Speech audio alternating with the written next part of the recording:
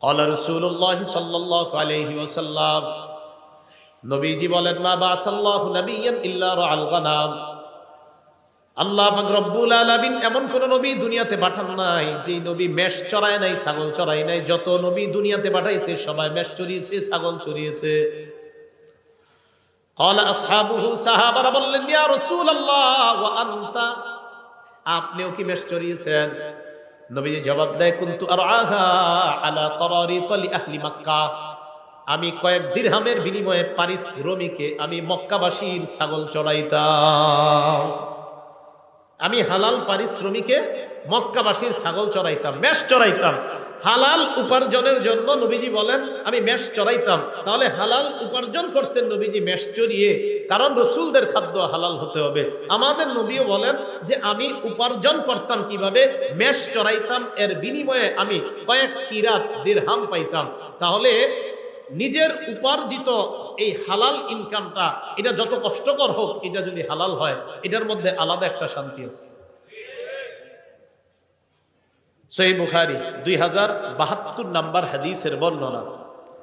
আনিল মিকদাম রাদিয়াল্লাহু তাআলা আনহু قال قال رسول الله صلى الله عليه وسلم, মিকদাম রাদিয়াল্লাহু তাআলা আনহুর বর্ণনা, রাসূলুল্লাহ সাল্লাল্লাহু আলাইহি ওয়াসাল্লাম বলেন, হাদিসের অনুবাদটা মন দিয়ে শুনেন, মা আকালা আহাদুন তাআমান কাত্তু খায়রাম মিন আইয়া আকুলা মিন আমালি ইয়াদিহি, কোন মানুষ তার হাতের উপার্জিত হালাল খাদ্যের চাইতে উত্তম খাদ্য আর কখনো খায় না।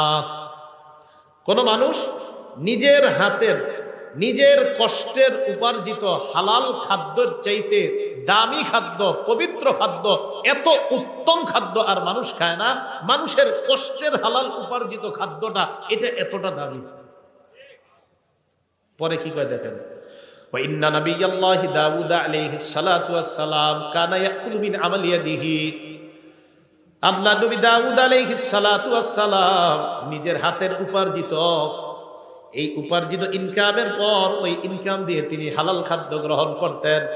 এর মানে নবী দাউদ নবীও নিজের কষ্টার্জিত হালাল খাদ্য গ্রহণ করতেন।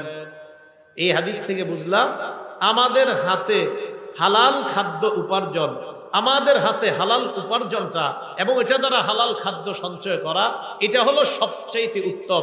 নবী দাউদ আলাইহিস সালাতু ওয়াস সালাম উনিও নিজের হাতে কামাই করতেন, এই সঞ্চয়কৃত ওনার অর্থ দিয়ে উনি জীবিকা নির্বাহ করতেন। বুখারী শরীফের 2074 নম্বর হাদিসের বর্ণনা। আন আবি হুরায়রা রাদিয়াল্লাহু তাআলা আনহু قال قال رسول الله صلى الله عليه وسلم, নবীজি বলেন, লা আইয়াহতাতিবা আহাদুকুম হুজমাতান আলা যহরিহি খায়রুল লাহু মিন আইয়াসআলা আহাদান ফায়ুতিয়াহু আও ইয়ামনাআ। কি কয় দেখেন, নবীজি বলেন তোমাদের কোন ব্যক্তি কাঠের বোঝা পিঠের মধ্যে বহন করা ওই ব্যক্তির চাইতে উত্তম যে ব্যক্তি অন্য কারো কাছে ভিক্ষা চায়। কারো কাছে ভিক্ষা চায়, যার কাছে ভিক্ষা চায় সে দিতেও পারে, নাও দিতে পারে। আল্লাহ নবী কয়, ভিক্ষা চাওয়ার চাইতে কাঠ বহন করে তুমি পিঠের উপর কাঠ বহন করবা, ওই কাঠ তুমি বিক্রি করে হালাল উপার্জন করবা। আমি নবীর কাছে ওই ভিক্ষার চাইতে এই পেশা অনেক বেশি দামি। সহিহ বুখারী 2075 নম্বর হাদিস। এই হাদিসের বর্ণনাকারী জুবাইর ইবনুল আওয়াম রাদিয়াল্লাহু তাআলা আনহু।